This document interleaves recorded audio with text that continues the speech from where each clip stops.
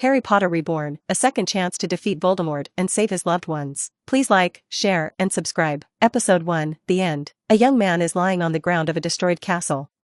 He is covered in blood, missing an arm, and barely moving, but still alive. All around him are dead bodies, some of them look human, but others can only be described as monstrosities. Creatures with dark, leathery skin, ugly faces, and horns. On the other side of the room lies an older man. He has his back against a very beautifully decorated throne. The man has very inhuman features, almost snake-like. The young man raised his head with difficulty to look at the dead figure of his worst enemy, resting peacefully against his throne, at the heart of what was once Hogwarts. "I hope you rot in hell," the man said before he started coughing blood. He knew that his time was near too, but he didn't mind that. After losing everyone that he cared about, death will be welcome as an old friend. The man then laid his head back on the floor and closed his eyes. He was very tired. Flashes of past events started to appear in his mind. His name was once Harry Potter. His parents were murdered by a dark lord who called himself Voldemort. He had a terrible childhood at the hands of his Muggle relatives, who he rather not remember. At the age of 11, he discovered that he was a wizard and attended Hogwarts. He made many friends that will become like his family in time. Ron Weasley, Neville Longbottom, Luna Lovegood, Hermione Granger, and Ginny Weasley. During his 4th year, Voldemort came back from the dead, and the Second Wizard War started. Afterward, Dumbledore decided to trust Harry with all of his secrets about the prophecy and the Horcruxes. And together, they went hunting for them. Unfortunately, during his 6th year, some Death Eaters managed to infiltrate the school, and the headmaster was killed. Harry had to continue the hunt with the help of his friends, and by the time Harry was in his 7th year, they had destroyed all but one of them. At the end of his 7th year, Voldemort decided to launch an all-out attack against Hogwarts to gain control of the castle and kill the boy who lived. But Harry was not an easy target to kill. During his 5th and 6th years, Dumbledore had personally trained him, and Harry had proven to the headmaster why he was the child of the prophecy. Harry had a natural gift with magic, especially transfiguration, much to the old man's joy. During his duel with Voldemort, Neville, Ron, and Hermione had managed to find Nagini, the last Horcrux, and Neville finished the snake off with the sword of Gryffindor. Thanks to everyone's efforts, Harry was able to kill Voldemort by severing his head with a cutting charm. It was the first time that Harry had to actually kill someone, and he hoped it would be the last. With Voldemort gone for good, his remaining Death Eaters fled the country, and peace returned once more. Harry and his friends were able to finish their studies in peace. After graduation, Harry went on to finish his mastery of transfiguration under Headmistress McGonagall since he wanted to become a teacher like the former headmaster once was. After Ginny graduated from Hogwarts, she moved in together with Harry. The two of them had been dating since Harry's 6th year and had been inseparable since then. They got married 2 years after that. This was the happiest period of their lives, but it did not last long. Just 2 weeks after their wedding, Voldemort returned, and he was not alone. No one understood how Voldemort survived at the time. It would take many more years before Harry discovered that he himself was an accidental Horcrux, created on the day of his parents' death. After coming back to life, thanks to his most loyal followers' help, Voldemort understood that one of his Horcruxes must still be left somewhere, one that he did not create willingly. But he could not rely on that anymore, so in order to secure his survival, he turned to a branch of magic that even the darkest of wizards would refuse to touch: demonology. The world where the Dementors once came from was known as the Demon World. It is possible to contact those creatures and ask for boons in exchange for something of equal value. What Voldemort wanted was to be immortal, and the price asked was to open a gate and allow demons into our world once more. Voldemort did not hesitate to sell out the human race. And so, he came to Hogwarts with an army of Death Eaters and demons at his side. Many died that day, including McGonagall, Hagrid, and Ginny, who was just visiting her husband. Severus Snape gave up his life to make sure that Harry could escape, something that greatly surprised Harry since the man had never liked him, no matter how good he was at potions.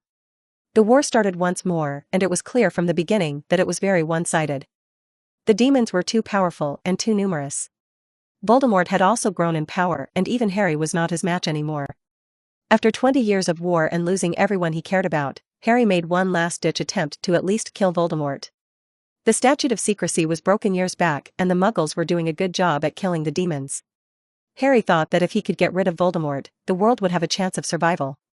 He knew from the beginning that this was a suicide mission, but he had to try. Not that he had much to lose. With the help of some Muggle soldiers and some of the last wizards and witches in existence, they made their attack. After the start of the Third War, Harry had not rested one moment in training himself. He had to give up many of the values taught to him by Dumbledore and started to learn all sorts of magic, dark or light, didn't matter as long as it got the job done. And now he had his chance to fight Voldemort one last time. It was very close. Voldemort had learned many tricks over the years, and he was also wearing a protective amulet given by some powerful demon. As long as he had it on his persona, he could not die. It cost Harry an arm but managed to take the amulet away from him, and the moment he did so, the amulet turned into dust, much to Voldemort's dismay. One painfully long duel later, Harry finally claimed his victory, and then died, along with the last Horcrux, eliminating any chance of Voldemort rising once more. Episode 2, The Beginning, Darkness. For an unknown amount of time, he could not see or feel anything, but he was still existing for some reason. Then, images started to appear, memories again, but those were not his memories, he was sure of that. A young girl was looking at him with tears in her eyes and fury on her face. She had dark red hair and green eyes. She reminded Harry of his mother for some reason. Whoever it was, that girl was very angry with him and was yelling nonstop. The image went away and was replaced by another one. An adult man was looking down at him, his face filled with disappointment as he shook his head. Harry would have gasped if he could. He knew who this man was. He has seen many pictures of him. The man was James Potter, his father. But who is his father talking to? Who is the owner of these memories? And why is he watching them now? As the images went away, darkness welcomed Harry once more, and things went back to how they were before. It was impossible to tell time, but after a while, another image appeared. And he knew it was another memory. An adult redhead woman was kneeling down and hugging a child. Harry was surprised once more. The woman was the vivid image of his mother, and the child she was hugging seemed to be the little girl from before, and she seemed to be injured as there was a stain of blood on her dress. Her mother turns to look at him, or the owner of these memories at least. Lily Potter is angry, very angry, but there is also a lot of sadness in her eyes, and disappointment once more. As the images went away, darkness welcomed him once more. After some more time, something changed. Harry could feel something. This was a surprising fact, because he hadn't felt anything for a very long time, but now, he could feel his body somehow. He tried to focus on that feeling and then, started to hear very distant voices. Healer, healer, a female voice seems to be calling in distress. Look, he's moving, the same female voice said. Merlin, you are right. He is waking up, a male voice said. The light then started to tear away the darkness that Harry had grown accustomed to. Harry, oh my God, please come back to us. The female cried. She was calling his name and her voice sounded so familiar. Harry put all of his effort into opening his eyes, and more light covered his vision until the darkness was no more. Everything was white and his eyes started to adjust again. He then realized that he was looking at a plain white ceiling. Harry. The woman called his name. Mr. Potter, can you hear me? The man asked. Harry turned his head towards the voices, and there it was, the woman from those memories was staring at him with tears in her eyes. He tried to speak, but was unable to. The woman jumped on his bed and hugged him while crying. Oh, thank Merlin, we thought we lost you. She said. Have I reached the afterlife? It doesn't seem like that. I can feel my mother hugging me, I can even smell her perfume. But how can this be real? We are both dead. Of that, I am more than sure. Miss Potter, please, I need to evaluate the state of your son. The healer said. His mother stood back with reluctance and took a handkerchief to clean her tears. The healer waved his wand around and looked at Harry intently. Can you tell me your name, young one? The healer asked. Harry moved his mouth, but no words came out, only some mumbling sounds. I guess you can't speak yet. Is not out of the ordinary, considering what you went through. Can you at least move your head to nod? He asked. Harry tried and was able to move his head enough to nod. Excellent. At least your motor and cognitive skills are working, he turned to Lily. We will need to keep him here for now. I need to perform more tests when he has a chance to rest a bit. But, is he going to be fine? Are there any problems? Lily asked with worry. Physically, he seems perfectly fine. Is his mind that worries me? But I need him to speak so I can conduct more tests. We will wait for now. He should recover his ability to talk by tomorrow. The healer said before leaving. Lily turned to him. Harry, I need to go call your father. I will be back in a few minutes, don't worry, okay? Harry nodded and she left in a hurry. He then started to move his head so he could take a better look at his body. Something felt off. When he looked at his feet, Harry realized what it was. His body was really small, like a child. His mother still called him Harry, and the healer referred to her as Miss Potter. So he was still Harry Potter, but his parents were alive. This did not make any sense at all. So, it cannot be time travel. Did I wake up in a different world? He thought about the possibility, no matter how absurd it sounded. There were many magical mysteries still left undiscovered, and parallel worlds were one of them. But they were just theories. No one has ever been able to travel to a parallel dimension and come back to tell the tale. His mother then came back into the room and sat at his side while stroking his hair gently. "Everything is going to be okay," she said softly. "Yes, I'm not so sure about that," Harry thought. He then felt very tired and his eyes started to close against his will. It didn't take long before falling asleep once again. Episode 3, Dreams. Harry found himself inside a big garden. To his left was a luxurious mansion, and to his right was a very dense forest. In front of him was a familiar girl with dark red hair and green eyes like his own ones. This time she did not look angry, but instead, she looked afraid. "Harry, please stop. You are scaring me," she said. The reason for her fear became obvious very quickly. The owner of these memories was holding a wand and pointing it to the girl, who he was now sure must be his sister. "Shut up. It's always you are the favorite one, always, always, dot." He moved the wand around threateningly. The girl started to tear up. "I'm not dash, shut up. If only you and Holly were not here, it would be just me. They would have to love me then. Dad would have to be proud of me then." His voice seems to be getting more deranged. He kept pointing the wand that he stole at his sister. The girl was backing down without looking and tripped over a stone poking from the ground, making her fall on her back and crying in pain. "Let's see, the book said it was something like this." He then made a circular wand motion that ended with the wand pointed at his sister. Reduct dash. Something went wrong, the spell was not cast correctly and an explosion occurred. The dream stopped there and Harry woke up. "Harry, good morning." Lily was still sitting at the side of his bed. She looked very tired. "Good morning," Harry said slowly and with difficulty. His mother's eyes opened wide and she gasped. "You are talking, that's great. You had me a bit worried there. Your father was here last night, he promised to visit during his break from work." She smiled. The door opened up and the same healer from the day before walked in. "Good morning, Miss Potter and Mr. Potter." He took a seat next to Harry. "How are you feeling today, Dot?" "Be better," Harry said.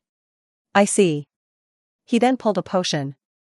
"Drink this, it will help you recover a bit faster." Harry drank the potion and felt all of the muscles of his body recover a little bit. How long?"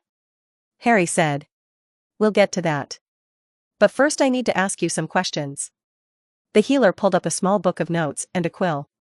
"What is the last thing you remember?" Harry tried, but he didn't seem to have access to any memories of the previous owner of this body, other than the dreams. Was last night's dream the last thing that happened? Did the previous Harry actually die while trying to kill his own sister and I somehow ended up taking his place? I have so many questions. Harry's thoughts were a mess. I don't know. Harry thought that it was the safest answer. He could not possibly explain what happened to him. The healer nodded. "In which part of England is your house located?" he then asked. Harry looked confused. He had no idea. It didn't seem like this version of his parents was living in Godric Hollow if that garden from his dream was their home. "I don't know," he said, this time with less difficulty to speak. "Harry? What do you mean, you don't know?" Lily asked in confusion.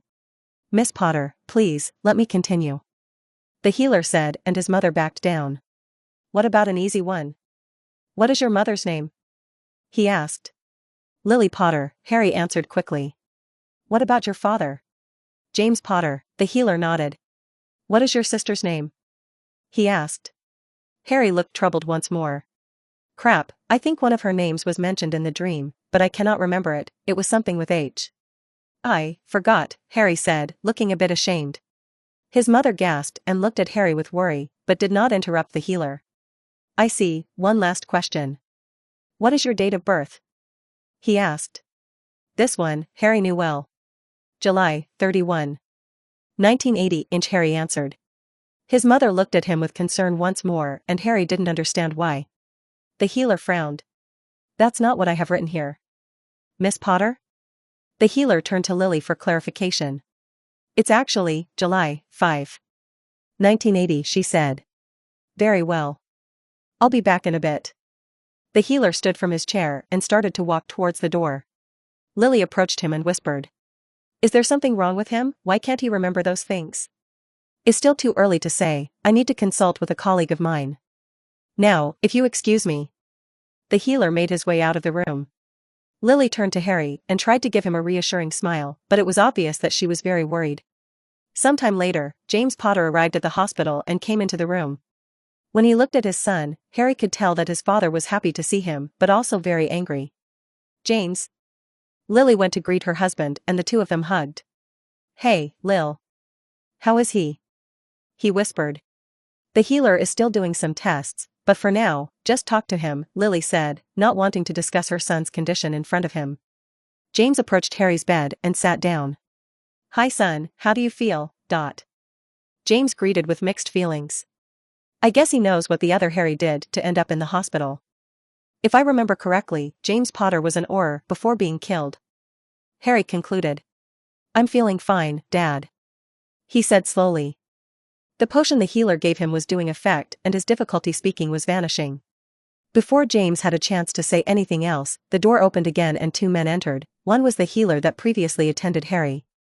Ah, Mr. Potter, it's good to see you again. This is my colleague. He pointed to the older man next to him. He is one of the best mind healers in Saints Mungo. I called him here to take a look at your child. A mind healer? James asked in confusion before looking at Lily. Lily was going to start explaining when the healer intervened. I believe it would be better if we discuss this in my office.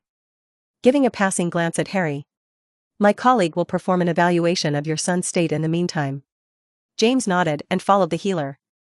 Lily gave one last smile to Harry before leaving too. Once they are gone, the mind healer will perform a long series of questions, ranging from personal information to some general knowledge. Then he asked Harry to perform some simple tests, like recognizing shapes or specific objects in pictures. Harry tried to answer truthfully whenever he could and would claim ignorance when it came to questions about his personal life. That wasn't a lie either, because he didn't really remember anything that the previous Harry had done, aside from those dreams. Episode 4, Meeting the Sisters. Later in the afternoon, the healer and mind healer who attended Harry were discussing their evaluation with the parents. Selective amnesia? Lily asked with concern. Yes, Miss Potter. Your son still has all of his general knowledge intact, but he is unable to remember most details about his personal life. He doesn't even seem to remember the names of his sisters. Although he does remember the names of his parents at least. The mind healer explained. He doesn't remember Lyra and Holly? Are you sure he is being sincere? My son has a history at being. Disingenuous, to say the least. James said. James? How can you say that? Lily wanted to scream at her husband. James gave her a look. Am I wrong? Lily looked down. Well, no. Harry has always been a bit disobedient.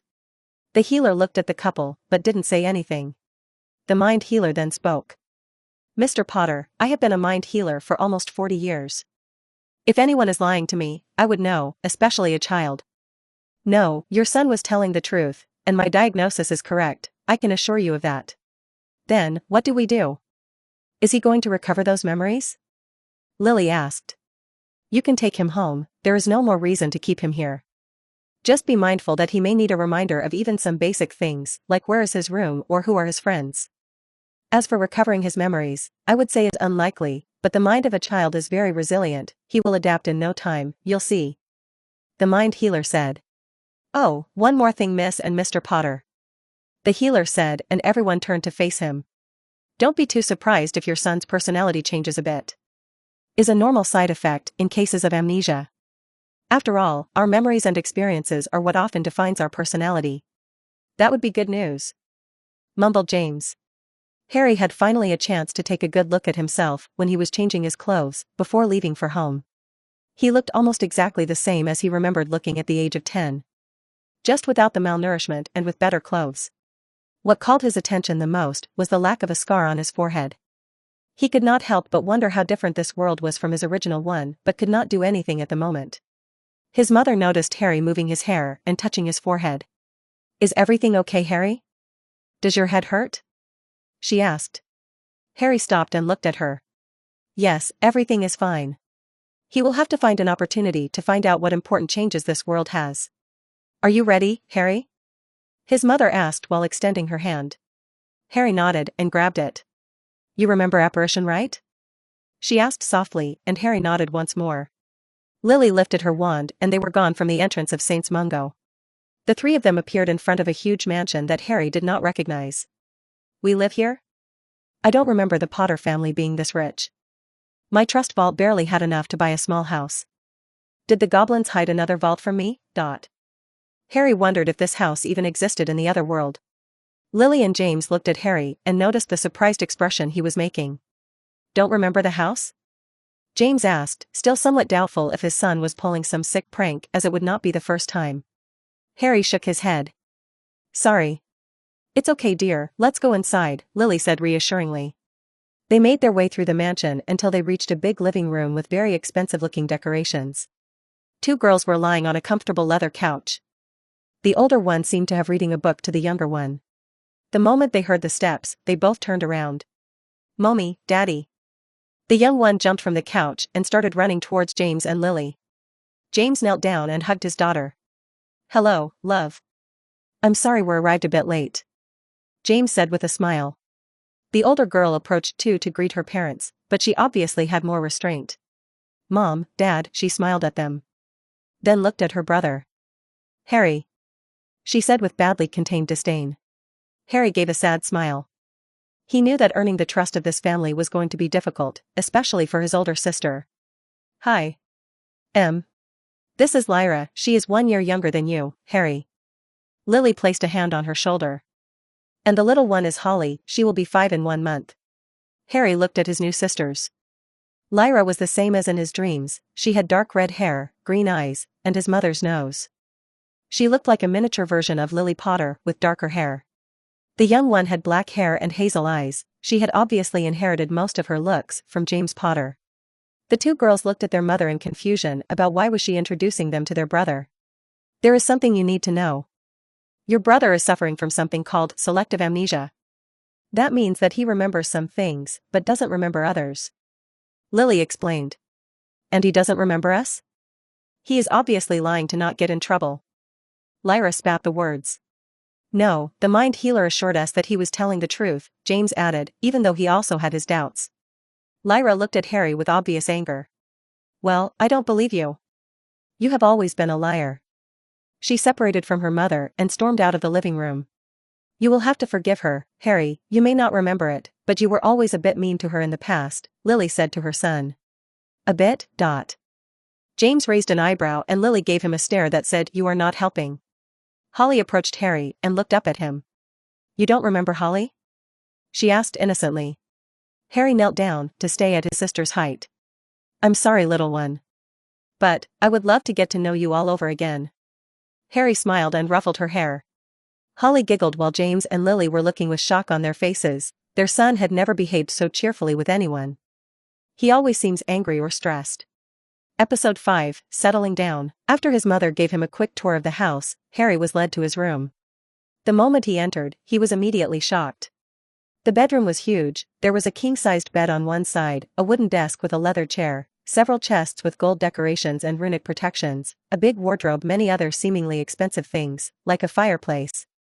He knew it was only logical that his room would be luxurious, after all, he was now living in a mansion. But he could not help to be surprised after spending half of his childhood in a cupboard and the other half in the spare room with broken furniture that his uncle probably got for free in some junkyard. He walked around his room and noticed something sticking from the top of the wardrobe. Using the chair, he managed to get it down. It was a broom. Whoa, this a Numbus 1900. Best broom of its day. It looks like it was never even used, not even once. It was completely covered in dust and seemed to have been sitting on top of that wardrobe for a while. He then noticed an inscription. "Happy birthday, Harry, we love you. Dad and Mom." 1989. Harry's grip on the broom got stronger as he gritted his teeth in anger. Ungrateful bastard. It seems like the more I find out about that Harry, the less I like him. Something then occurred to him and started to look into the drawers of the desk. Aha, there is one. Harry picked up the small diary and placed it on the desk before sitting down. He had the feeling that an angsty lonely child who seemed to hate everyone would write his complaints somewhere. The diary only dates back 1 year, starting August 15, 1990. By the contents, it seems to be Lyra's birthday. He complains about how his father bought her a Nimbus 2000 while they only bought him an older model. I guess he never considered the fact that the Nimbus 2000 had just come out that year. He then talks about how Lyra had always been favored by their parents, especially their father. Harry kept flipping the pages and reading the contents. The diary is filled with bitterness against his own family, especially his sister Lyra, whom he seems to be very jealous of. He almost reminds me of Malfoy. The little brat also complains about his lack of friends, while Lyra had many, and blames it on his parents. The last pages of the diary had some disturbing contents. Apparently, the other Harry had spent a while planning on stealing his dead grandmother's wand that his father kept stored in their bedroom and making use of it in order to teach his sister a lesson. So, not only did you try to hurt or even kill your sister, but also destroyed your grandmother's memento in the process. Wow, even Malfoy was a lot better than this. How can a different version of me be so different? Harry could not understand it. He now hoped that the reason he appeared in this world was caused by the death of his alter ego. Until he remakes his occlumency shields and creates his mental realm, it would be impossible to scan his mind in search of some remnants of his former being. I swear that if there is anything left of him in there, I will get rid of it. Harry threw the diary in the fireplace and lay on the comfy bed. I don't know how I ended up here, but I have always dreamt of having a family like this one. Maybe some god up there decided to reward me, or maybe this is just some cosmic accident. Whatever the case, I will protect this family with everything I have. The next morning, he went to the kitchen and found his mother preparing breakfast. Good morning, Mum. Harry was starting to get used to having a mother now, but it still felt strange. Lily turned around and smiled. Good morning, Harry. This will take a few more minutes. Harry approached his mother and noticed that she was preparing pancakes, juice, and several other things. Let me help you, Harry said. Lily's eyes opened wide. Why you want to help me cook, are you sure? Harry sighed. His parents seemed to go into shock every time he tried to be nice. Sure. He said while taking the pancake butter and started preparing the pancakes. Lily was observing her son with absolute bafflement. You are doing it very well, Harry. When did you learn to cook? Lily asked. Harry shrugged. I don't know, maybe I learned by watching you, and my body somehow remembers it, Harry said. Once they were putting the food on plates, the rest of the family entered the kitchen. The first one was Lyra, who gave her mother a hug and a surprised stare at Harry before sitting down. Then came James carrying their youngest daughter, Holly, on his shoulder. That smells great, Lil. James said while giving his wife a kiss. Thank you, Harry helped me with the breakfast, Lily said proudly. James raised an eyebrow. He did? Lyra gave Harry an incredulous look before staring at her breakfast with suspicion. Holly didn't care and started eating. Harry noticed that his father was reading the Daily Prophet. Dad, can I borrow that when you are done? He said while pointing at the paper. James seemed a bit surprised but didn't comment on that. Sure, I only read the front page usually. After having breakfast, Harry went to the sink and was going to start cleaning the dishes when a house elf appeared. Oh, no, Master Harry. Mipsy already left, Miss Cook, I will do the cleaning, please. Harry was startled for a moment. A house elf, Master Harry, The elf looked confused. Sorry, Mipsy was it? You see, I was injured recently and lost some of my memories. Harry explained. Oh, MYPSY is sorry to hear that, said the elf. Are you the only house elf here? Harry asked and the elf nodded. Very well then, I'll leave you to your work. The elf smiled and went to clean. Harry left the kitchen and went to the house library while carrying the newspaper his father gave him. The library was almost as big as the one in Hogwarts and must contain thousands of tomes. Wow. Harry was truly impressed. If only I had grown up in a place like this, maybe things would have ended up differently. He could not help to think. He took a seat on a comfortable leather couch and opened the Daily Prophet. He looked at the top left corner of the first page. June 10. 1991. That means, I'm almost 11 years old and there are a few months left before it's Hogwarts time. He managed to acquire a few more bits of information from the articles depicted. The minister was Cornelius Fudge after being mentioned in the passing of a new trading law. Lucius Malfoy seems to still be very close to the minister as he was shown at his side in the picture taken. Dumbledore is mentioned in the passing of an article about dragon blood. What I need is information on Voldemort. I need to know what else is different. At that moment, Harry heard noises of people approaching before the door to the library opened. Yay! A very excited Holly entered running, while Lily walked some distance behind. Holly noticed Harry and stopped. Hello, Holly. Did you come here to play? Harry asked. She wants me to read her some books, Lily answered while approaching the duo. Yes, books. Holly exclaimed happily. What kind of books do you like? Harry asked. Holly smiled. The ones with the boy who lived, Neville Longbottom. Episode 6, The Adventures of Neville Longbottom. Did you say, Neville? Harry asked. Yes, those are her favorite ones. I used to read them to you and your sister Lyra, but you two never liked them that much. Lily said. So, Neville became the boy who lived in this world. Of course, the prophecy must have excluded me, because I was born almost a month earlier, leaving only one choice for Voldemort to attack.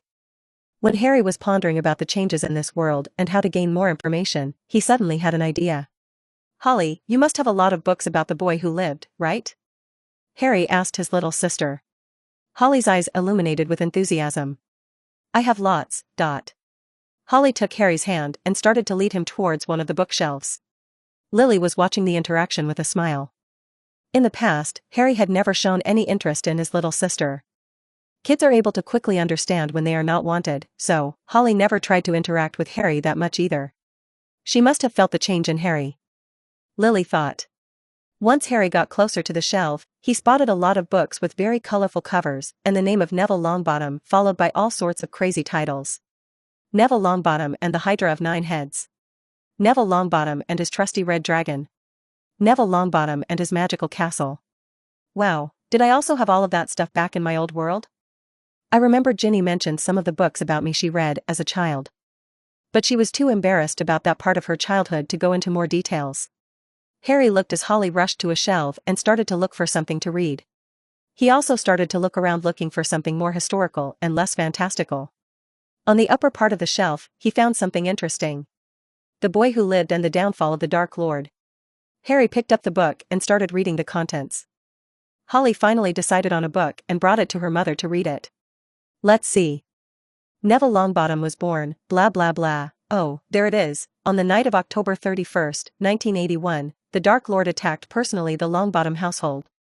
Lord and Lady Longbottom battled ferociously but unfortunately perished in the end. Harry made a pained expression at the mention of the Longbottoms. It seems like Neville's parents had suffered a terrible fate in both worlds. However, when the Dark Lord went to kill the little baby, some miracle of magic occurred. The baby was not only able to survive the killing curse, but it ended up inflicting a crippling wound on the Dark Lord, to the point that he has not appeared again since then. Some believe that the Dark Lord will not come back as long as the Boy Who Lived is in Britain. What? Harry shouted. Harry? Is everything okay? Lily asked with worry on her face, wondering what had startled her son so much. Harry looked apologetic at his mother. Sorry, I just read something disturbing. That's all. Lily got closer and took a look at the book that Harry was reading. Is it about you-know-who? You don't have to be afraid of him. He left the country a long time ago and never came back. Lily tried to calm her son down, believing that he must have become scared after reading about what Voldemort did to the Longbottoms. Harry thought that this may be a good chance to gain some extra intel. But, what about his followers? He had many, right? Did they also leave? Lily frowned, obviously not liking to talk about this matter. Some of them did leave, many others remained here. Your father knows more about them since he is one of the head Aurors, but he doesn't like to talk about work. Lily explained. I understand. Harry put the book back. I'll go find something else to read, he said, not wanting to upset his mother further. After picking something else, he sat down and looked at his mother and sister. Holly was sitting on her mother's lap while Lily read a story about how Neville Longbottom fought an evil ogre and saved the kidnapped princess from his tower. A soft smile appeared on his face as he observed the two of them. After finishing her book, Holly went to fetch another one and brought it to Harry. Read this, please? She asked. Harry raised an eyebrow. You want me to read you the book? Harry asked, and Holly nodded. Harry looked at his mother, who was approaching. Do you mind? I need to go do some chores before dinner. Lily said. Not at all, Harry said. He was just surprised his mother would trust him that much. I believe your father is outside in the garden, doing something. He took a few free days. If you need anything, you can go to him or call for Mipsy. Lily said before leaving. Holly sat down at his side and handed him the book. After reading for a few minutes, he noticed the presence of someone else in the library. I bet that's the house elf.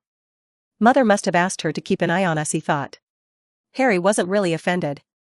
It would have actually been very reckless to leave a 10-year-old who had just come back from the hospital with a brain injury to take care of a 4-year-old with no supervision.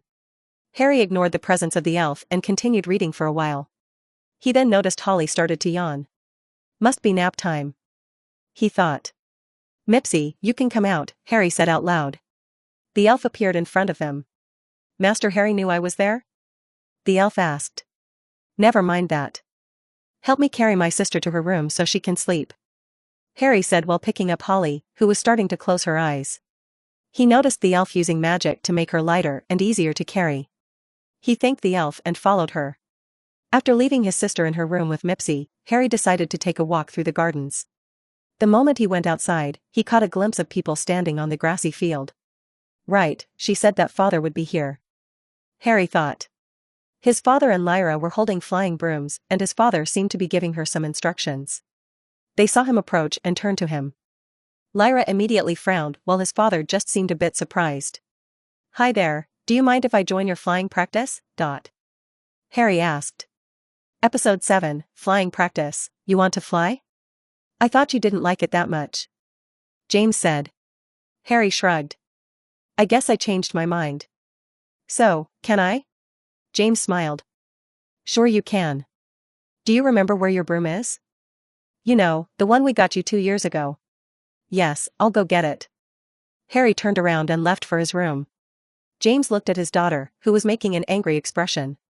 You still believe that he is pretending? He asked. Dad, no one changes that quick. He has to be, Lyra said while looking serious. James observed his daughter with attention. She has always been too mature for her age. I'll tell you one thing. In my work, I have to deal with a lot of liars, and over the years I have developed a keen eye to discern who is telling the truth and who is lying without the need to use any magic. Lyra looked at him. And, as far as I have observed, Harry seems completely sincere. He saw his daughter was about to protest and raised his hand to indicate that he was not finished. I know it's hard to believe, but you should give him a chance. If he is sincere about wanting to change and you keep pushing him away, he may revert back to being the way he was. You don't want that, right? James finished saying.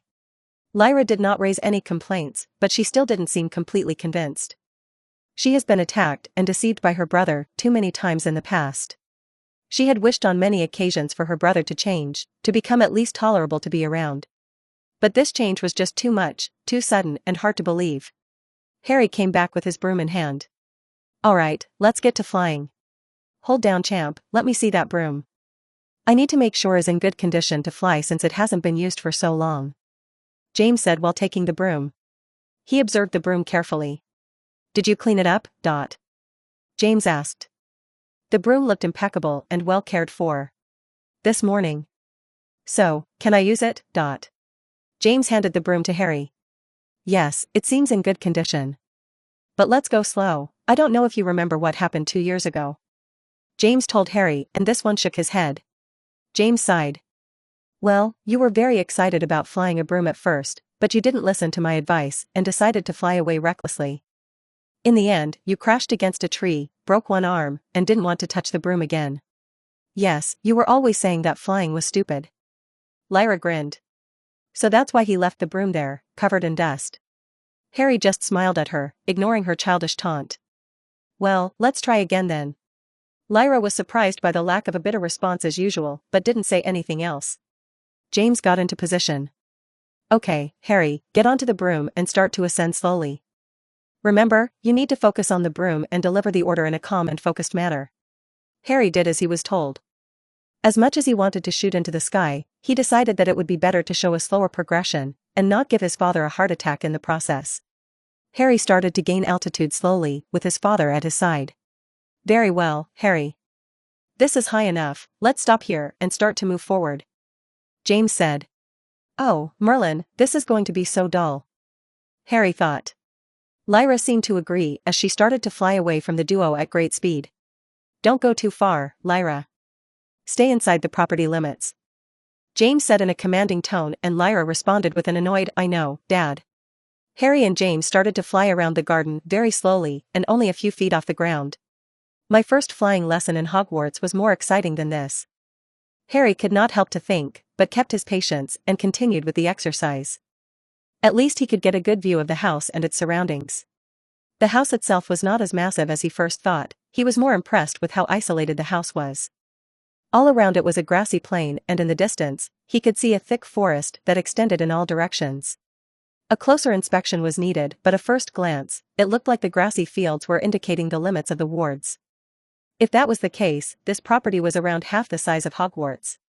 In the end, the boring lesson did not matter to him that much. Instead, he cared about the fact that he was flying on a broom next to his father. This was something he had dreamed of since he found out James Potter was a great Quidditch player in school. After almost an hour of practice, James told Harry to stop for the day. You did great, Harry. You know, I have the entire week off work. If you want, we can practice every day for a bit. James offered with a sincere smile. Yes, I would love that, Dad. Said Harry. Even though the practice was a bit boring, he could not help but be genuinely happy at spending time with his father like that. Lyra then descended from the sky with her Nimbus 2000. Oh, you two slowpokes are done? James gave her a warning look. Harry chuckled. Yes, we are done for today. I'll see you at dinner, Lyra. After Harry left, James approached his daughter. He doesn't react to anything. The Harry I knew would have gotten angry with much less. Lyra said. James raised an eyebrow. Stop trying to provoke him, that's a bad idea. I just wanted to get a reaction. Are you sure you brought the right Harry from the hospital?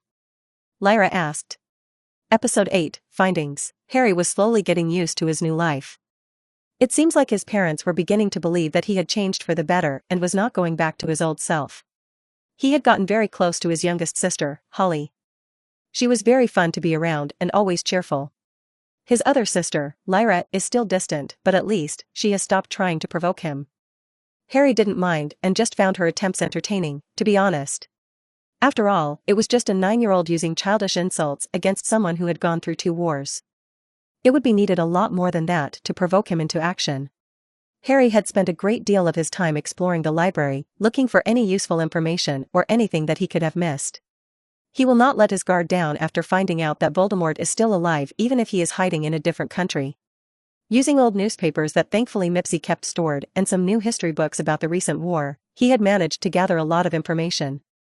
As the Boy Who Lived book had said, Voldemort seemed to have suffered some crippling injury instead of dying and fled the country. Neville was acclaimed as the Boy Who Lived and everyone considered him a national hero. It is rumored that he was raised by his grandmother in a distant castle since the main Longbottom household was severely damaged. But the exact location of this castle was never revealed to protect him. Harry felt sorry for Neville. The boy now will have to deal with some of the things he did in his past life. Fame had brought him nothing but misery, with people turning against him at every turn. Even with Voldemort's absence, many Death Eaters remained in England and would launch attacks every so often to remind the country that they were not completely gone. That meant that the war had never ended, officially at least, but the public had mostly moved on since there hadn't been any big attacks. Another big difference was that Sirius never went to Azkaban since his parents were not attacked by Voldemort directly, but they were still important enemies of the Dark Lord and were attacked by Death Eaters many times. Many did not survive the war, and unfortunately, Sirius was one of the victims. Wormtail was revealed to be a traitor when he and some other Death Eaters got into a fight with Sirius and some other wizards that Harry remembers being old members of the Order of the Phoenix. In the resulting fight, Sirius and Marlene McKinnon died, along with several Muggles who were caught in the crossfire. Wormtail became a wanted man that day and has been seen since then. Harry's best guess is that Wormtail disclosed the secret location of the Order headquarters, and they took the chance to launch a big attack. Remus was still alive and well. His father had mentioned that he would be visiting for Harry's birthday. Sirius. He felt nothing but bitterness at the thought of not being able to see his godfather and felt like he had lost him all over again. I'll make sure that Wormtail suffers for this, I swear this to you, Sirius. He made another promise to himself. It was the day before his birthday and Harry had decided to go make breakfast by himself. He was surprised to find his sister, Lyra, already in the kitchen. Good morning, you got up very early today. Harry greeted. Lyra looked up from her glass of milk. I was thirsty, what about you, Dot? I'm going to make breakfast for everyone. Harry walked to the counter and started picking up the ingredients he needed. By yourself? Are you sure you know what you are doing? I don't want to be poisoned. Lyra smirked. Well, you can stay and try the food first if you want. Harry offered while he kept working. You have been spending a lot of time with Holly lately, Lyra said with a serious expression. Harry raised an eyebrow and looked at his sister, wondering where this was going. I have not told Dad everything about what happened that day. Only that you were playing with Grandma's wand and got hurt on accident. Lyra said. Harry was surprised. She lied to protect me? That would explain why his parents weren't more angry with him, especially his father. But, if you hurt my sister our sister. Harry corrected her. And, I would rather die than hurt any member of this family. Lyra was taken aback by how intense was Harry when he said that, and she didn't doubt that he meant every word. You really have changed. Lyra was forced to admit. After a moment of silence between the two of them, she spoke once more. Fine, I'll stay and be the first one to try your food. It better be good. She pointed her finger at him and went back to her drink. I'll give you one last chance, Harry, last one, I swear. Lyra thought to herself. You'll see. Harry smiled and went back to work. Yummy, Holly said happily while eating. There were Cornish potato cakes, sausages, eggs, bacon, and seared tomatoes. This is really good, Harry, James said while eating and drinking his coffee. You know you don't have to, right, Harry? I only prepare breakfast once a week, because Mipsy gets upset if I take too much work away from her. Lily said. I know, Mom, I just felt like doing it today, Harry answered before looking at Lyra, who gave him a reluctant thumbs up. Episode 9, Birthday. Harry remembers well the last birthday he celebrated. It was his 20th birthday, and the only reason he even agreed to it was because of the insistence from Hermione and Ron. They had already lost many loved ones, and the war was going at full force, but his friends thought that a small celebration would bring some happiness to their miserable lives. The party was interrupted when a horde of demons destroyed the safe house they were in. Many of their allies died that day. Harry received his second permanent scar, and Ron lost his left leg. They learned a lesson that day, no more celebrating until the war was over. Harry was interrupted by his dark thoughts when his father knocked on the door. Harry, your Uncle Remus is here. Come to say hi. James said. Remus. He did not know what he was going to say to that man. Harry went downstairs and found Remus talking with his mother. He looked a lot better than the one he remembered, which would not be too hard since the Remus he knew dropped dead during the first attack on Hogwarts. This Remus Lupin was wearing clean, new clothes, trimmed hair, and was clean-shaved. If it wasn't for his senses detecting the dark aura of the werewolf inside him, Harry would have believed that this version of Remus was never cursed to begin with. He looks like one of those businessmen that Vernon liked to bring home for dinner. Harry thought. Remus turned to look at Harry when he heard him approach. Here you are. Happy birthday, Harry. Remus smiled for a moment before he seemed to remember something. Oh, your mother told me what happened to you. And, well, do you remember me? Remus asked hesitantly. As much as Harry hated to disappoint this man, he could not claim to remember him after not remembering his sisters. And to be fair, he did not know anything about this version of Remus Lupin. Sorry, Uncle Remus. I don't remember much. Harry said apologetically. Remus put a hand on his shoulder and smiled softly. It's okay, Harry. It's not your fault. Hey, you can get to know your Uncle Remus today. We are all going to have dinner together for your birthday. Lily tried to cheer them up. Dinner was a quiet affair. Harry didn't seem to have any friends of his age, so it was only the family and Remus. Holly was starting to get bored after finishing her meal, so Lily took her to her room to read her a book before sleep. Lyra excused herself and went to her room, leaving Remus, James, and Harry alone. So, Harry. Your father was telling me before that you have been learning how to fly in a broom. Remus said. Yes, he taught me for a week, and I have been practicing every day since then. Answered Harry. That's great. You know? Your father used to be a great flyer back in our school days. He even played in the Quidditch team. I'll let you know that I am still a great flyer. And I didn't just play in the team, I was the best chaser in the school. James bragged while laughing. Well, I don't know that much about Quidditch, but I do enjoy flying. Harry tried to seem sincere at least. I'm sure, your father will get you started with the game soon enough, Remus said. He can't join the team until second year, so we still have plenty of time, James said. Some days after, an owl made its way into the Potter Manor and landed on the kitchen table, in front of Harry, while the family was having breakfast. Is that what I think it is? Lily asked. Go on, Harry, pick up the letter, James said with a smile. Harry recognized the seal on the letter immediately and picked it up, then gave some bacon to the owl. He opened the envelope and read its contents. It's a letter from Hogwarts, I have been accepted to join the school, said Harry before handing the letter to his mother. Lily made a jump of joy to celebrate. Yes, I'm so proud, Harry. Were you doubting that he was going to be accepted in Hogwarts? Asked Lyra. Lily raised her hands defensively. Of course not, I knew my boy would get in, ... What a Hoggard? Asked Holly. It's Hogwarts, dear, and is a school for magical people. You will go there too when you are older, said James. Hey, I just remember. Daphne told me that the boy who lived will be attending Hogwarts this coming year. Maybe you get to meet him, Lyra said while looking at Harry.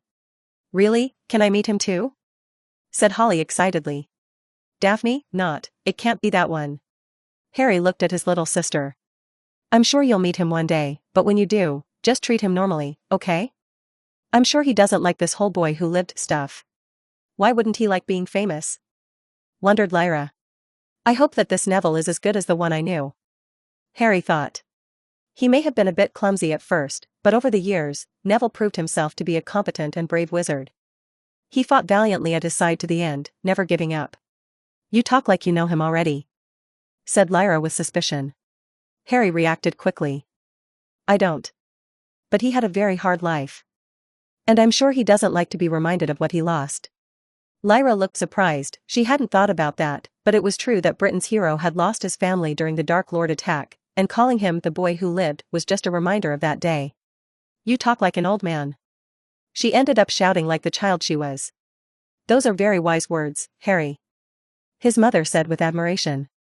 Yes, well said, son, said James. Episode 10, Shopping Trip. Harry and Lily were walking through the streets of Diagon Alley. After receiving his letter, Lily told him that it was time for him to get a wand and buy all of the other supplies they needed. His father was busy with work and Lyra had to stay at home to take care of Holly, who could not come because according to his mother, it would take them all day to finish the shopping if they had to bring her.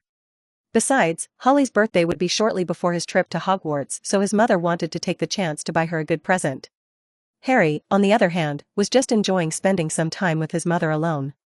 Here we are, Lily said as they arrived at the door of Ollivander's. They went inside and were greeted by a familiar old man. Welcome. Ollivander looked at Lily for a moment. 10 inches, willow wood, and a phoenix feather core, if I remember correctly. Lily smiled and took out her wand. That's correct, Mr. Ollivander. I hope it has served you well, the old man said. It has, thank you. But today we are here for my son. Lily put her hand on Harry's shoulder and nudged him forward. Don't be afraid of him, Mr. Ollivander has always been a bit peculiar. Ollivander chuckled at the comment but did not seem one bit offended, instead looked proud of it. He then turned his eyes to Harry. Of course, getting your first wand is a very exciting experience, young one. Harry smiled softly. If only Ollivander knew the number of wands and other types of foci that Harry had to use over the years. The old man did some measurements and went to pick up some wands before coming back. He opened one of the boxes, pulled out a wand, and handed it to Harry. Go on, give it a try. The moment Harry picked it up, he felt the unicorn hair that was used as a core. He directed his magic through the wand with ease, and this one started to shine. Ollivander gasped in surprise. A match on the first try? In all of my years, I have never seen this before. Harry placed the wand back on the counter. I prefer one with a phoenix feather, if you don't mind, Mr. Ollivander. The man made a complicated expression. Young man, that is not how it works, I'm afraid. The wand chooses the wizard, and this one has already chosen you. Humor me, please, Harry asked. Harry? Lily did not understand why her son was asking for a different one when that one seemed to be a good match, but she believed that her son must have a reason, so she turned towards Ollivander. Mr. Ollivander, if you don't mind. Sigh, very well. Let's see, phoenix feather, I only have a few of those. He went to the back of the shop and started to pull out boxes. He then went back to the counter with 2 boxes and opened up in front of Harry. The one on the left had a dark wooden color and was about 10 inches long. The one on the right was 11 inches long and was made of holly. Harry smiled at seeing his old wand and was very tempted to pick it up. No, if Neville is the boy of the prophecy this time, he may need that wand. He took the other wand and noticed a sight of relief on Ollivander's face. The moment he picked it up, the wand illuminated the entire room and a rush of wind came from Harry, pushing everything away. Lily grasped the counter to keep her balance and Ollivander had to hide behind it. When the phenomenon ended, the old man rose up and looked at Harry in disbelief. 2 connections, and this one was much stronger than the previous wand, amazing. I have never seen a phenomenon like this before in my long life. Yes, that was quite something, Lily said, looking a bit shaken. I like this one. Harry smiled. After leaving the wand shop, Lily took the box containing Harry's new wand and put it inside her purse. You can have it when it's time to go to school. I'll keep it safe until then. Harry just shrugged. He understood where she was coming from. The last time her son tried to use a wand, he ended up in the hospital. And is not even allowed for him to use a wand before attending Hogwarts anyway. Let us go to Madame Malking's to get your measurement done, then we can go to the library next. That way can get your school books and some fun storybooks for Holly's birthday. Don't we need a suitcase to start putting things inside? He asked. Lily tapped her purse. I have one in here, it has been reduced using a charm. It used to belong to your dad, I'm sure you will like it. She said with a lovely smile. Harry just followed her lead everywhere during their long shopping trip. He could not help but be mesmerized by the sights. This location was one of the first places destroyed during the last war. Seeing it back in perfect shape and filled with happy people felt so surreal to him. His life back at the Potter Mansion during the last weeks has been like a dream to Harry. He could not help to think that maybe he was actually dead and this was his heaven, but seeing Diagon Alley has brought him back to reality. This was definitely not a dream and not the afterlife. Their next stop was the pet shop, Magical Meekery. Could she still be here? He wondered. Owls are very useful, but you could also get a cat if you want. Just please don't get a toad. Lily made a disgusted expression. Harry was too distracted to listen to what she was saying. He went directly to the section with the owls. There were 5 left but none of them were Hedwig. He would have immediately recognized her as she was the only snowy owl in the shop. Oh, an owl? Which one do you like? His mother seemed to have mistook his intention. He was not looking for just any owl. Excuse me, sir. He went directly to the shopkeeper and asked about a pure white snow owl. Ah, that one, yes, we had her for a while. She wouldn't get along with anyone, but, just 2 days ago, the boy who lived himself came to my shop and took a liking to that particular owl, can you believe it? I see. Harry muttered. So she is with Neville then. He thought that maybe it was some sort of fate. Harry, is everything all right? Lily came to his side. If you don't find one that you like, there is another shop on the other side of the alley. Humph, Brandham's? Madam, you won't find better magical pets than the ones I have right here. The shopkeeper proclaimed with pride. No, it's okay. I think I changed my mind. I won't be getting any familiar pet after all. Harry told her their shopping trip took quite a while. They were currently in their last location, an ingredient shop for potions. It wasn't the one most people go to, but one that was located in one of the inner alleys. During her student days, Lily was a very talented potioner and her professor had introduced her to this particular potion shop. Since then she always made her purchases here instead of the most popular one. She became close friends with the owner and was always given a discount. Okay, I think we have everything. Lily went over the school list one more time after paying for the ingredients. Are you sure you don't want a familiar pet? If you get an L, you can use it to send letters to us. Suggested his mother for the second time. No, I can use the school elves to send messages, don't worry about it. He had no intention of replacing Hedwig. Episode 11, Trouble in the Alley. Well, if you don't want to, that's fine. Lily decided to not push the issue anymore. If Harry did not want a pet, that was fine.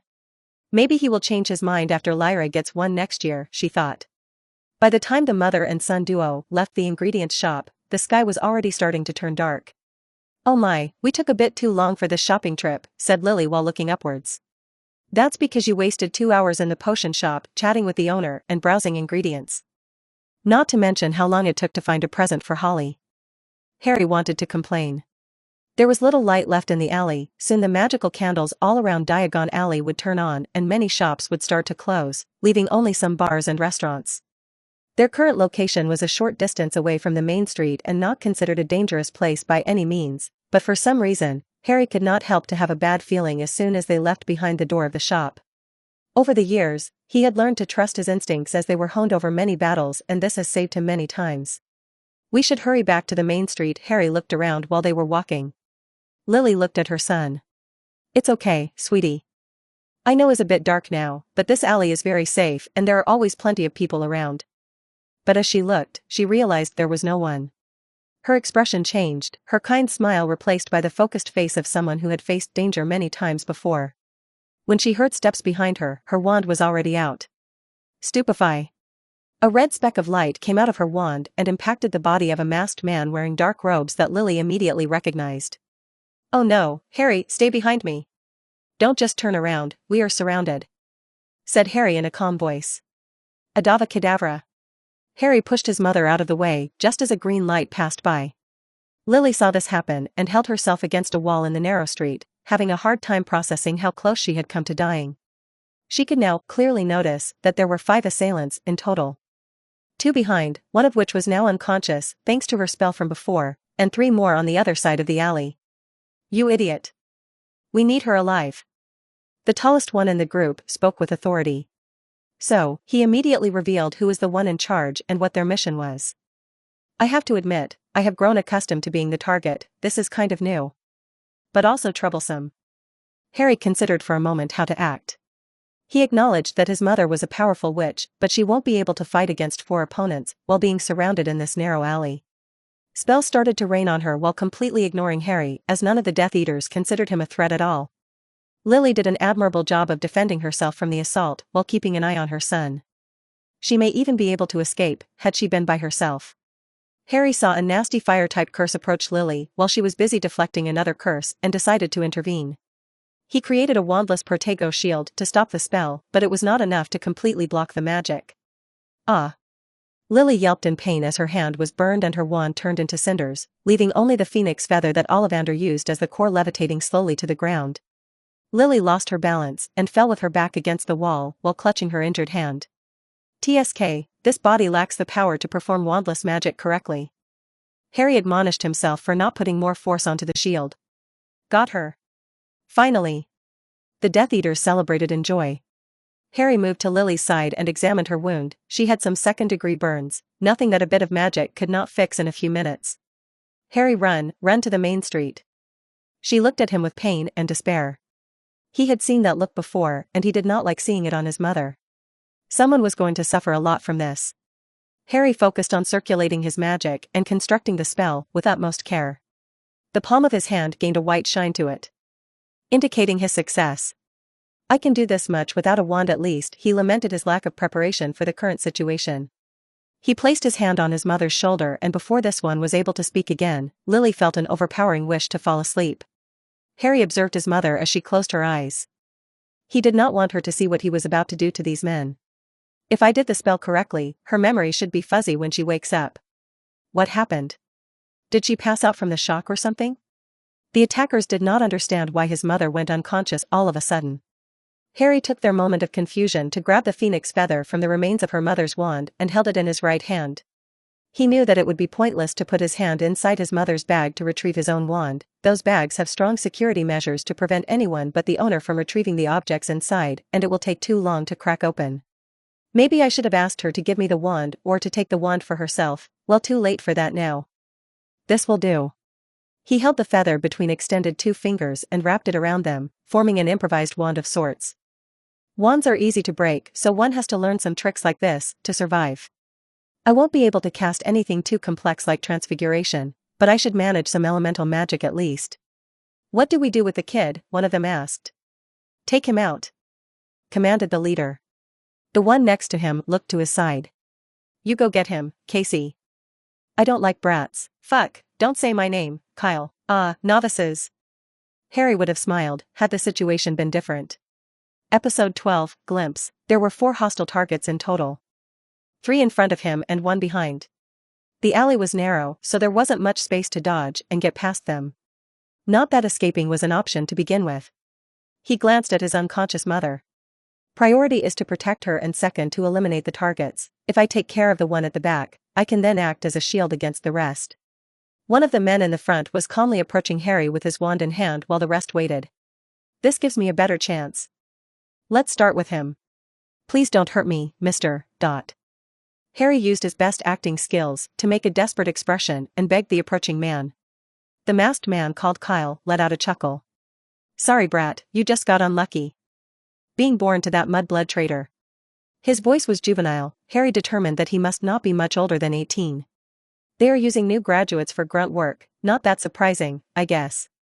He thought to himself while waiting for the man to get a bit closer. He was right between Harry and the 2 others behind him when the masked boy stopped. I'll make this quick at least. The young Death Eater looked at the sad child without an ounce of compassion, pointed his wand at him and began to cast a blood-boiling hex. A dark spell that is considered to administrate very painfully and slow death to its victims. The downside is its average casting time, but considering that his target is an unarmed child, the Death Eater saw no danger in his decision to make his victim suffer a bit longer. What happened next was something that none of them could have anticipated, not even in their wildest dreams. Ignis. A cold voice that could not belong to a young child was heard, and a wave of flames came into existence in front of him before moving forward in a straight line until it made contact with its intended target. The young Death Eater did not even have time to process what happened when he found himself engulfed in flames. Harry spun around to face the lone target at the back, and after a swift motion, he spoke again. Incendium. Iridescent liquid flames appeared and splashed all over the man's white mask. His entire head started to melt before the intense heat, not even allowing him to opportunity scream for more than a second before collapsing onto the ground, lifeless. Ah! The young Death Eater kept screaming. Kyle's body was completely covered in fire and the pain was overwhelming. Move! The leader of the group ordered. His subordinates had placed themselves in the way and they were unable to see what was going on. They just heard Harry mutter 2 words and saw Kyle exploding in flames. As soon as the screaming boy went down, the 2 remaining Death Eaters were able to assess the situation better. They saw that their other partner was lying down and was not moving at all. The woman was still unconscious and the boy who should be dead was pointing his finger at them with something bright tied around it. The leader did not have time to draw conclusions on how was this possible.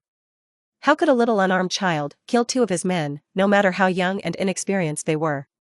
The last recruit at his side looked to be in shock and unable to move, at seeing 2 of his friends killed in a matter of seconds.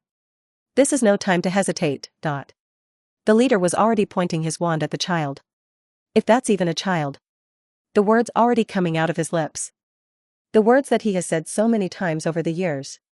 Adava Kud Dash, Fullman, the veteran Death Eater was fast, no doubt about that. But few things were as fast as what Harry had just called into existence. A bolt of lightning impacted the man's chest and came out of his back while turning his insides into charcoal.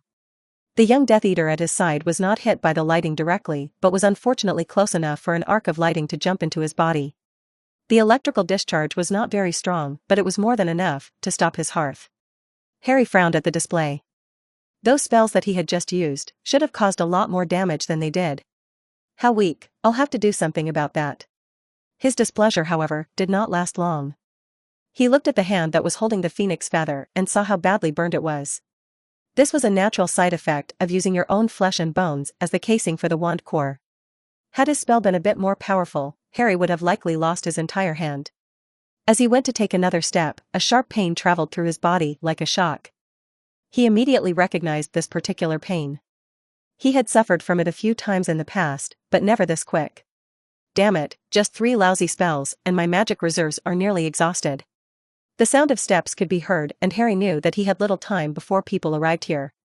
It was closing time at Diagon Alley, so few were still around, but the commotion from the fight was loud enough for everyone remaining in the alley to have heard it. With great difficulty, Harry removed the phoenix feather from his burned fingers and stored it safely in one of his inner pockets before moving to his mother's side and sitting down. He was completely exhausted and his body was about to shut down. The last thing he heard was a woman screaming in horror and a man saying, "Oh, by Merlin, what happened here?" Episode 13, Back in a Familiar Place. When Harry opened his eyes again, he found himself in a familiar room. He had, very recently, spent some time in this place. Back to Saints Mungo, huh? He was not alone, however. As he moved his head around, he was able to spot the sleeping figure of his mother on the next bed. He looks at his right hand, it is covered in bandages. That's what happens when you cast magic with only the wand core, the burns shouldn't be too bad. Memories of the last events were replayed before his eyes, and he started to analyze them, looking for flaws or things he could have done better. This was something he had grown accustomed to doing after every battle. It's okay to make mistakes as long as you live to learn from them. Those were the words he used to repeat to all recruits that he trained and to himself. I could have done better. He admonished himself for his poor performance. Fighting without a proper wand was one thing, but he should have made an effort to get a better handle on his current body and magic. That was the main reason for his failure. It would be difficult to train properly at home, but as soon as I'm back at Hogwarts I can make use of that room again. He concluded. The door of the room opened and a group of people entered. Harry! James Potter rushed to his side and gave him a tight hug. Oh, thank Merlin!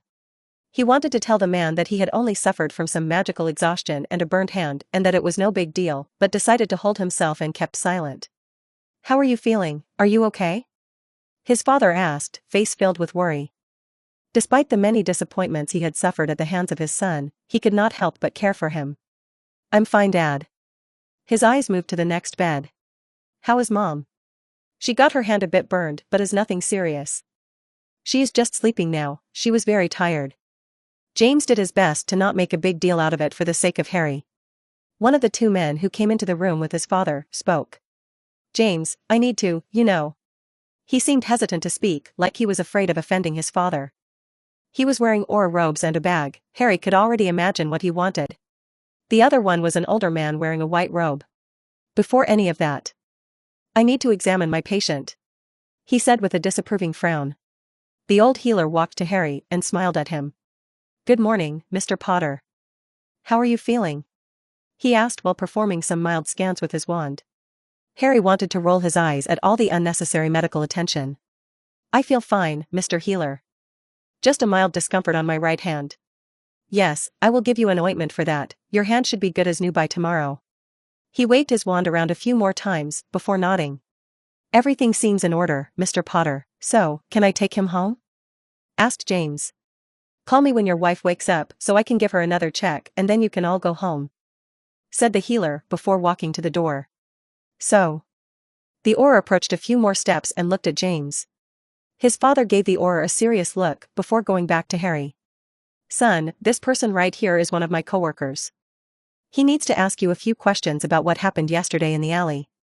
Is okay if you don't remember much, just tell him whatever you can recall. Is that okay? Harry gave him a nod and James smiled at him before he moved to one side, allowing the other Auror to get closer to his bed.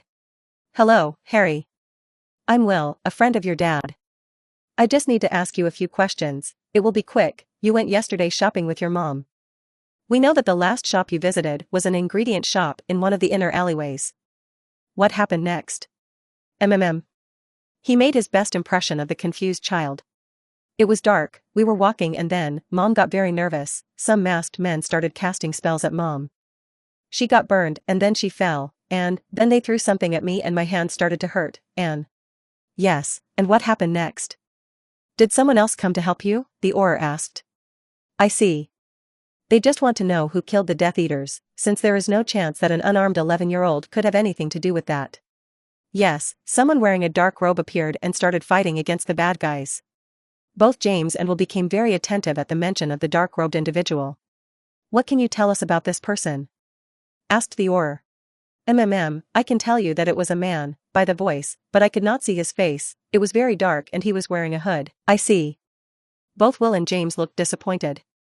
Anything else? Did you see this man beat the bad guys? Harry shook his head. No, I remember that he pointed his wand at me for a moment and saw some red light, then I woke up here. A stunner most likely. Probably for the best, said James, thinking about the gruesome state that the Death Eaters were left. Will sighed. A dark-hooded man, that doesn't give us much to go on. No, but whoever that man was, he saved my family, said James. Yes, but he also killed several members of magical noble families in a very, oh. The Auror coughed to clear his throat when he realized what he was about to say in front of a child. Sorry, I should get going. I'll present what I have to Madame Bones, she is going to throw a fit. The Auror sighed again and stood up to leave. Harry? Lily Potter had opened her eyes. Episode 14, Back to School. I'm fine. Harry had to raise his voice after his mother refused to let go of him for the past 5 minutes. Lil, come on, let the boy breathe a bit, said James with amusement. I was so scared. She cried. I'm sorry I couldn't protect you. Calm down, Mom, we are all fine. Harry looked at his dad. Oh, I just recalled something. Dad, where's my jacket? Is inside the small wardrobe on the corner. Do you remember something else about the attack? He asked while opening the dresser and taking his small jacket. Something like that. Harry extended his hand and grabbed the piece of clothing from his father. Lily and James watched with attention, wondering what Harry could be looking for now. They then saw him pulling out a fiery red feather from the inner pict. Ah, good, is still there. Harry said with elation. A phoenix feather? Lily was the first one to recognize the item in question. Not just a phoenix feather. He handed it to his mother. This is your wand core. I managed to retrieve it from the ground after your wand was burned and put it in my jacket. Well done, Harry, exclaimed James. If you bring it to Ollivander, I'm sure he can recreate your old wand with no problems. He told his wife. Lily said nothing and just hugged her son again. After leaving the hospital, there was only a week left before it was time for school. They celebrated Holly's birthday and Harry made sure to enjoy his time with his family as one would never know what the future held for them. As the date approached, Harry wondered how different his first year at Hogwarts was going to be in this alternate reality. Voldemort was alive, Neville was the boy who lived and his family was alive and he had 2 new sisters. What else would be different? September 1st, King Cross Station. Are you sure we are not forgetting anything? Asked a worried Lily. I am sure, and you helped me pack, remember? Said Harry, looking at the familiar train with increasing anticipation. Do you really have to leave? Holly looked at him with teary eyes. During the last few weeks, the two of them have grown very close. Harry would often read her stories and they spent a lot of time together. Harry knelt next to her. I do, but it won't be for long. I'm coming back for Christmas, and I will write you letters every week, okay? He used his finger to clean up the tears. Holly sniffed and nodded with reluctance and Lily picked her daughter up. Well, son. James patted him on the back. Remember, it doesn't matter what house you get sorted into, we will be proud of you, no matter what. Of course we will, you don't age, Lily was interrupted by James. Even if it is Slytherin, although hopefully not. His father said the last part in a low voice. Lily gave him a stern look. I'll remind you that one of my best friends was in that house. James raised his hands up. Let us not start that argument again, I don't want to talk about that guy. Well, you are going to see him again at some point, he is going to be one of Harry's teachers. Said Lily while James grumbled something they couldn't hear. Harry looked at his sister, Lyra. She returned the look and nodded politely. Their relationship has improved a lot from what it once was, but Harry knew that it was going to take more time to heal those wounds completely. He offers her a sincere smile and a goodbye. Look, it's him. Is the boy who lived. A commotion started to break out as soon as Neville Longbottom arrived at the station. Harry was not able to see Neville as he seemed to have been surrounded by a crowd of people. I wonder what kind of person has Neville become this time. The one he knew was still very clumsy and insecure at this point in time. His upbringing under Augusta Longbottom was not a pleasant one. The woman was hard and strict. She would push her grandson to his limits and constantly remind him that he was not as good as his father. Both he and Neville had very harsh childhoods. But it was also this that gave them their humility and empathy. He looked at the crowd for a bit longer before deciding to move on. He would be seeing Neville later on in any case, and there would be plenty of opportunities to meet this new version of the boy who lived. He finished his goodbyes to his family and embarked on the train. He wanted to get on one of the last train cars before it got too crowded. As he walked through the hallway, he spotted some familiar faces. It is somewhat hard to recognize them while being this young, but he encounters Susan Bones, Seamus, and Lavender Brown. Where is he? Can you see it? Harry stopped in front of one of the cabins. With an open door, he heard a familiar voice. Inside it was a little boy with blonde hair. He was looking out of the window at the crow. Two burly boys were at his sides. I can't find it, there are too many people here, said one of the big boys. You two are useless. Let me know when he enters the train. The blonde boy, who was a very young Draco Malfoy, sat down while frowning. Harry decided to move on before Malfoy saw him. He didn't want to deal with that little troublemaker at this moment. He finally reached the very last cabin and looked inside. Only one person was sitting there, one that he remembered very well. A girl with crazy bushy hair was peacefully reading a thick book that was obviously not part of this year's curriculum. Harry opened the door and she looked up from her book. May I sit here? Little Hermione Granger smiled at him. Of course. Episode 15, A Long Train Ride. I'm Hermione Granger, are you a first year too? The young girl asked with excitement. Harry did his best to hide any sort of reaction at seeing a young version of one of his many dead friends. His occlumency shields were still rudimentary, but enough for the occasion. I'm Harry Potter, first year. Nice to meet you, Hermione. He stored his case and took a seat in front of her. What are you reading? He said, pointing at the thick book. She smiled and started to speak very fast. Oh, this? This is the history of Hogwarts. I wanted to know everything about the school before coming here, but I didn't have time to finish it. I want to know more about everything, you see, I'm from a non-magical family so. Everything is so new and fascinating. I understand the feeling, he nodded. Yes. She exclaimed, almost jumping from her seat. There is so much I want to know. Did you also grow up with a non-magical family? No, my parents are both magical, but my mother is a muggle born like you and has told me a lot of stories of her childhood and how excited she was the day that she received her Hogwarts letter and found out about the magical part of the world. Oh, so you must know a lot about magic then. Can you cast any spell already? I have tried a few. Hermione admitted, despite being against the rules. Something that Harry found somewhat amusing. I do know a spell or two, he told her. Hermione's eyes sparkled with joy. Show me. A knock on the door was heard before this one opened slowly. Sorry, but, can I sit here? There are a lot of people in the other cabins. Harry was able to immediately recognize the timid boy. Of course, Mr. Longbottom, take a seat. Neville looked disappointed at being recognized for some reason, but said nothing about it and sat down next to Harry. Longbottom? Hermione gasped and hurried to fetch something from her bag. The two boys looked at her with attention, wondering what she was looking for. Neville grimaced when he saw the book she had pulled out of her bag. It was one of the many books written about the boy who lived without his consent. Are you really Neville Longbottom? The one from the books? She held out a book titled Neville Longbottom in the Rainbow Forest. Harry noticed that Holly didn't have that particular title in her collection. Maybe I should ask Hermione if I can borrow it for Christmas. Do you really have the magical scar? Hermione asked while staring at his forehead. This one was well covered with hair, so it was hard to tell if anything was hidden underneath. Neville did not seem to enjoy the interrogation, as he suddenly stood up, picked up his case, and rushed out of the compartment with an "excuse me." Hermione stared at the door with a confused expression before she looked at Harry. Did I say something wrong?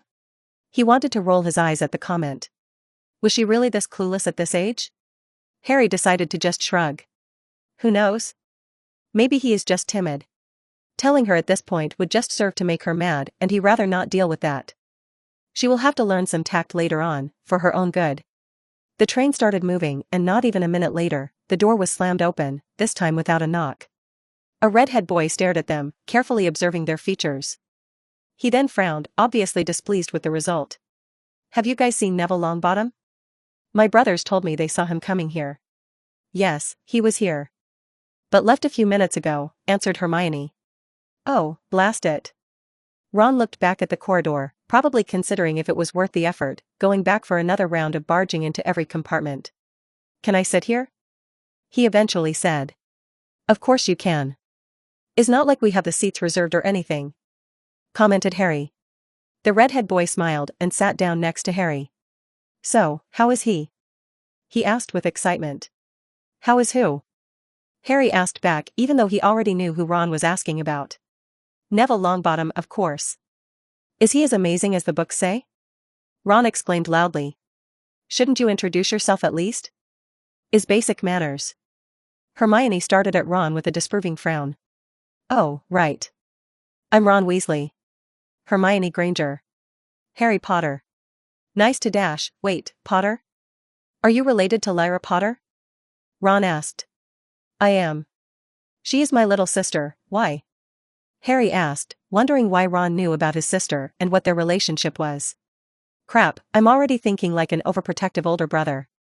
She is friends with my sister Ginny. She and your mother have visited our house several times in the last year. Explained Ron. Harry found himself feeling relief at the explanation.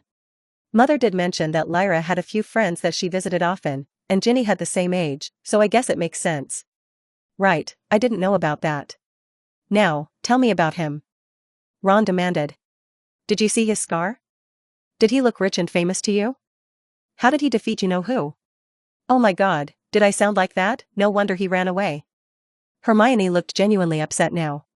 You did, and probably, Harry answered nonchalantly. The door was slammed open once more, this time even more with more force than Ron. A blonde boy with two big kids, one on each side, entered the compartment. Have any of you seen Neville Longbottom? Draco Malfoy demanded with authority. Harry finally sighed. This is going to be a long ride to Hogwarts.